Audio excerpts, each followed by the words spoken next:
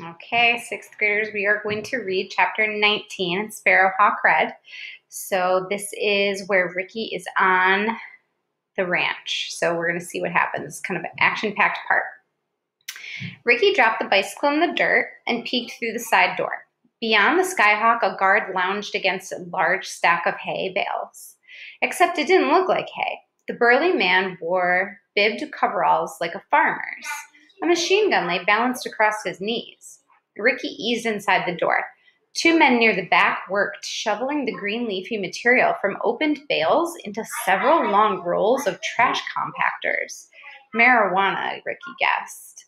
Bags of the compressed plant were stacked 6 or 7 high against the shed walls. The men traded idle comments. Oof. Io Dame Juan, a worker shouted. The other worker walked over to help lift bags to a top row. In front of the Skyhawk, a fourth man moved into view, patrolling with a machine gun slung carelessly from his shoulder.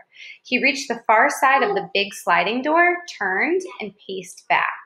Ricky ducked behind a barrel. Crouching, he watched. The guards and the workers. The big doors were open. That was good.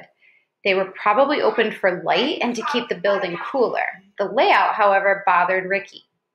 The Skyhawk could be taxied straight forward, but the guards would shoot him to ribbons before he got the engine going. And even if the plane could be started, it would be a sitting duck until it gained speed out onto the runway for takeoff. No one could steal the plane with it guarded this way. Ricky remained crouched behind the barrel. An angry frustration welled up in his gut, the same feeling he got when he had been beaten up by the bullies at school.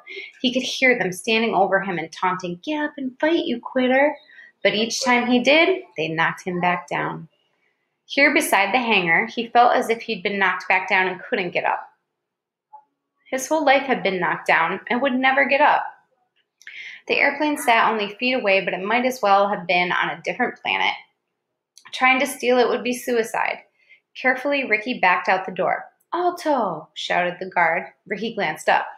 The guard with the coveralls held his machine gun pointed across the shed at Ricky. "Alto!" he shouted again.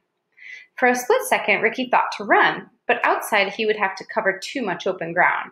Swallowing to keep his heart from beating up out of his throat, he stopped. "Quién eres?" the guard demanded, motioning him closer. "I'm the taco runner," Ricky stammered in Spanish, trying to keep his voice steady as he moved forward. "Donde está Hernando?" "He hurt his foot yesterday. He told me to ride his bicycle, said I should get food for you." The workers stopped and stared. The outside guard also walked over. All four scrutinized him with hard stares. "Why were you leaving?" growled the guard in Spanish. He fingered his suspenders and flared his nostrils when he spoke. "I was leaving because I didn't think this was the right place." "The right place for what?" the guard said, glaring. "Where you wanted food." "How can you tell if I'm hungry?" All you taco runners will go someday, and maybe I'll help send you there." He raised the machine gun and aimed. "No!" Ricky screamed and dived for the floor directly under the right wing of the Skyhawk. All four men hacked with laughter. The guard lowered his weapon. "Come," he snarled. Ricky stood to his feet, cowering. The gruff man stepped forward and grabbed Ricky by the neck. His fingers dug deep. "You tell Hernando to be here tomorrow." The guard poked the gun barrel into Ricky's cheek. I will. The man let go and held out 100,000 peso bill. "Go to the restaurant San Miguel. Get 6 burritos and 8 tacos. Ride rapido. If the food is cold, I'll twist your ears off and feed them to the buzzards. If you steal the money, I'll find you and kill you." Ha! Ricky nodded, putting the money into his pocket. "Don't forget salsa," he added. "Sí, mucha salsa," the workers murmured. "Ándale," barked the guard, shoving Ricky hard with the gun barrel. Ricky ran frantically across the shed and out the side door. Coughing laughter split the air. Jumping onto the bike, Ricky pedaled hard through the compound and up the long road to the front gate. The guard swung open the gate and watched with an icy glare. Ricky stared straight ahead and kept pumping at the pedals. His chest burned. Not until he reached the main road did he dare stop. Heart pounding, chest heaving, he bent over the handlebars and gulped air. The world spun and tilted. Ricky braced his feet until bit by bit his heart slowed. Everything steadied. He was alive, but failure numbed his thoughts and made him wish he weren't. He pedaled slowly toward town. Nothing ever worked out. Maybe it was because he was dumb. Maybe he was a quitter. Tears swelled into his eyes. Over and over he spit at the ditch. Still, everything blurred. Consciously, Ricky avoided thoughts of his mother and dad. As for Soledad, this would only prove to her that he couldn't fly an airplane. She would always think him a liar. It wasn't fair, Ricky thought. Nothing was fair. The air felt heavy. His tires felt flat. What could he do? Where could he go? It would be difficult now to get home. If only he hadn't chopped off his hair and thrown away the ID card. What a stupid move. One thing was for sure. He'd never go back to Rancho Camacho. Twice he'd been lucky not to be shot. Ricky rode slowly toward town. He scarcely looked at cars that passed. He did notice that the drug agent's car was gone, but that meant nothing now. Near where it had been parked, he swerved to avoid a basketball-sized wasp nest lying on the highway. Wasps still crawled and swarmed about. This whole harebrained idea had been stupid. Who was he kidding? He was a quitter. Over and over, he let the words soak into his brain, into his heart, and into his soul. He was a quitter, and he didn't care. He was beaten. Nearing Mariposa, Ricky slowed and then stopped. He couldn't face Soledad. There was no way to prove to her he hadn't lied. That was why she had been so sure he would be back. Whatever happened, he didn't want to be seen riding Hernando's bicycle.